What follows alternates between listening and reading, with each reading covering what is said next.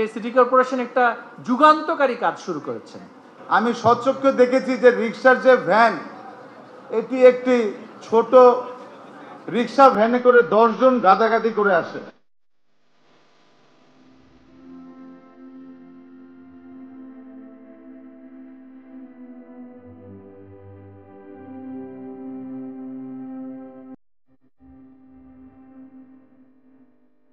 City corporation একটা যুগান্তকারী কাজ শুরু করেছে।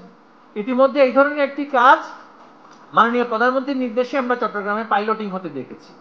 সেখানে কোনো বিদ্যালয়ের কিন্তু সুনির্দিষ্ট বাস থাকে না।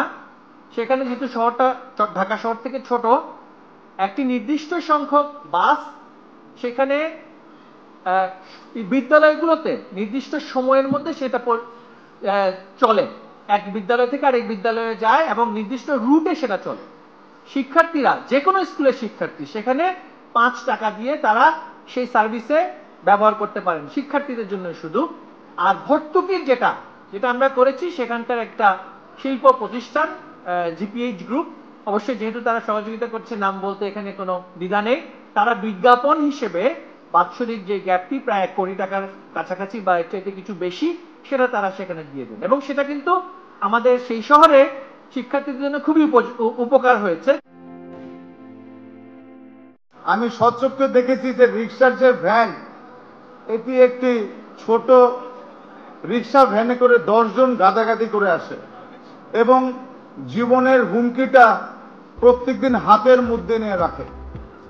এরা মাইক্রোবাসে আসে, যেই মাইক্রোবাস আসে সেই মাইক্রোবাসগুলোও কিন্তু অবস্থা খুবই খারাপ এবং একটি মাইক্রোবাসের মধ্যে গাদাগাদি করে বাচ্চারা আসে। তা আমি তাদের সাথে আলাপ করলাম, স্কুলের সকলের সাথে আলাপ করলাম এবং আমি দেখলাম আমার সিটি কর্পোরেশন থেকে টিম করে দিলাম। তারা বিভিন্নভাবে তাদের সাথে কথা বলেছে এবং কথা বলে তারা যেটা বলেছে যে আমরা তো এবারটা রেজিস্ট্রেশন করে ফেলেছি সেই সেকেলের সেই ভ্যানগুলো নিয়ে। একটি ভ্যানের মধ্যে 10 জন বাচ্চা, একটি মাইক্রোবাসের মধ্যে 30 থেকে 40 জন। এরপরে আমি ধন্যবাদ জানাই বিআরটিসি চেয়ারম্যান মহোদয়কে। আমি যখন কথা বললাম, আমার চিফ ইঞ্জিনিয়ার সহ আমার 3 জন কথা বলল, তখন উনি রাজি হয়ে গেলেন। এবং সাথে সাথে শার্টেল সার্ভিস, যেই শার্টেল সার্ভিসের মধ্যে কি কি থাকছে আমি প্রধানমন্ত্রী দৃষ্টি আকর্ষণ করে বলছি। এবং বাসের অভিভাবকদের জন্য অ্যাপস থাকবে, প্রত্যেক অভিভাবকরা বুঝতে পারবে তার বাচ্চারা কোন রুটে বাসটা যাচ্ছে, সেই অ্যাপসটা থাকবে।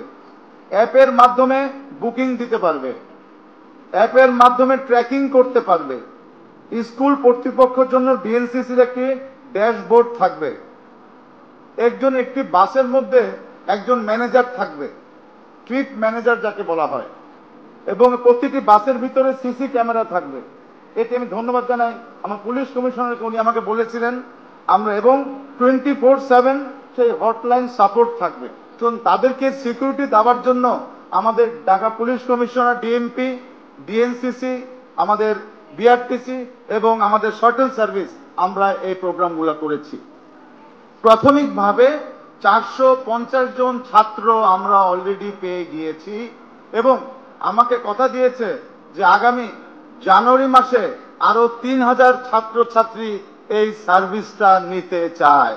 শিক্ষা মন্ত্রণালয় থেকে যে সাপোর্ট দিয়েছেন, বিআরটিসি এবং পুলিশ যে সাপোর্ট দিয়েছেন, আমি সাধারণ সংসদ সদস্য সহ সবাইকে ধন্যবাদ জানাচ্ছি।